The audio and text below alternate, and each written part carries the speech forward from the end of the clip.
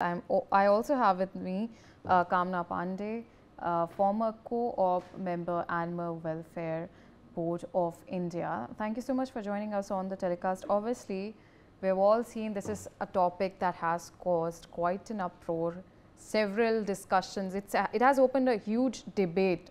There's there are people who are criticizing this and there are people who are supporting this as well. Do you think on the ground the authorities are ready for the implementation of such, especially when we're talking about currently the situation of shelter homes is not exactly very positive in terms of implementation? What is your perspective when you heard about these directives, especially the current hearing today? Uh, so leave me, let me out of it. Let's hear what the Lordship said. The Lordship himself was surprised that without the pounds being in place, 700 dogs have already been picked up. It was pointed out to him that 700 dogs is not a small number. Where are they going to be kept? Where have they been taken to? 700 of them. There are no pounds in place, there are no shelters in place. Now, can there be, is this order even implementable? It's not about time, that we need more time. We have to consider there are various figures. There's no proper census that has been done. So between 3 to 8 lakhs, people are quoting, different people, different agencies are quoting different numbers. Let's take the minimum amount, 3 lakh.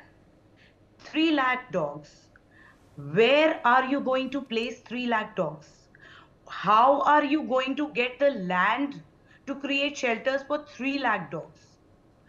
How are you going to feed them? These are territorial animals. You can't just shove all of them like goats, like sheep. You cannot herd them because they are territorial animals. You have to create boundaries between groups. How are you going to get so much land? How are you going to feed them?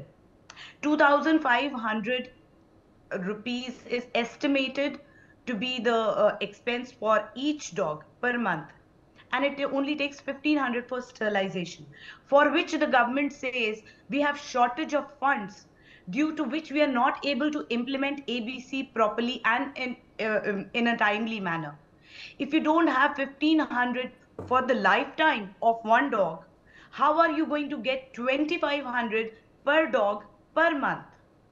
And if you remove all the dogs magically, put them all in some shelter, God knows from wherever you got the space from, within a month, other dogs are going to fill in the space. There is something called vacuum theory.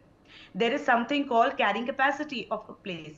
So, up till the carrying capacity of the space, the dogs are going to fill in the vacuums. Those dogs are going to be unsterilized, they will multiply rapidly, and within a month, 2 months, 3 months time, you have another population of 3 lakh dogs. So you're going to create another set of shelters for 3 lakh dogs again, and then yet again after 3 months. It is impractical, impossible to implement.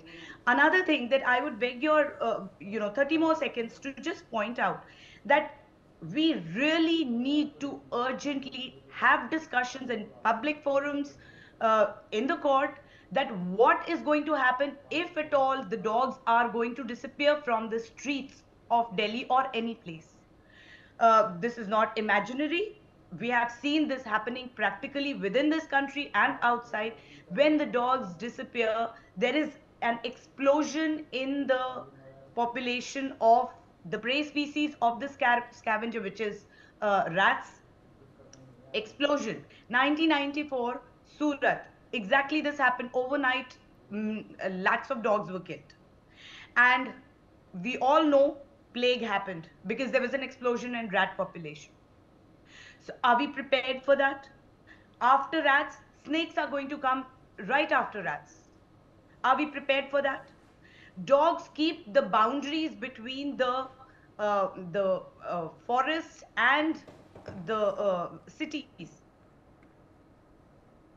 We are not going to be able to keep those boundaries without the dogs. So then you'll have the wild animals, the wild boars, the nilgais. You'll be seeing them. Are we prepared for that? Are we prepared for the ecological imbalance that we are going to cause with removing one species which was essentially in place when the ecological balance was achieved? It can only be phased out. It cannot be done overnight.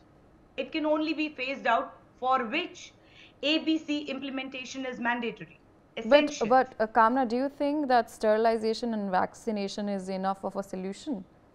Absolutely. Absolutely. For, see, when the population goes down, see what has happened in Bhutan. Let's just look at our neighbor. Bhutan, with as little resources as it has, 100% rabies free, because they implemented ABC properly, and they implemented ABC looking at us. Because in our country in 2001, the rules were put in place for sterilization. Taking example from us, they implemented, and they are 100% sterilized population of dogs over there. How is it not implementable?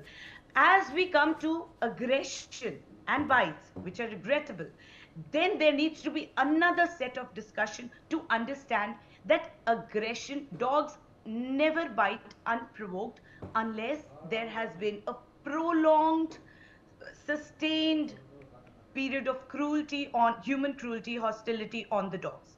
We have to, for that we also have laws in place that you cannot do cruelty on dogs. When you pick up their little pups, drown them, you put them in sacks and you drown them in water, you beat them up. There are numerous videos that are there. The dog is sleeping, somebody comes with a rod and hits. There are other dogs that are watching. Now, you have to understand, a mother is going to be protective about her pups. A male alpha will be protective about his pack. But wherever there are dogs which are fed, which are full on their stomach, which are not scared for their safety and their life, there is no aggression ever. Show me one case, only one case of dog bite in Khan Market. Show me one case of dog bite in any Shani Mandir or any place where dogs feel totally protected, where there is no hostility on them. So if the solution is so simple, why go for extreme measures? Why fear monger? People are saying that animal NGOs, they don't let things happen. Nobody can do anything. Tell me one rule, one law that they are stopping people from following, or enforcing agencies from enforcing. We are only following law. We are the ones, we take out money from our pockets, time from our time schedule, energy, we don't go partying. Instead of that, we go feeding. Since when do we have to be defensive and explanatory about compassion? That is bizarre. We have to be defensive. We are put on a stand because we are feeding the hungry. Just think about it. Which dog is going to be more friendly? A dog who's full on his stomach and who's not scared about his safety? Or a dog who's hungry, famished, and he knows anybody who's going to pass can kick me or beat me up with sticks, going by his history of yesterday, of day before yesterday, of the years that he has lived by? All right, Kamna, It is time we retrospect and introspect. Yes, Kamna, stay on with us.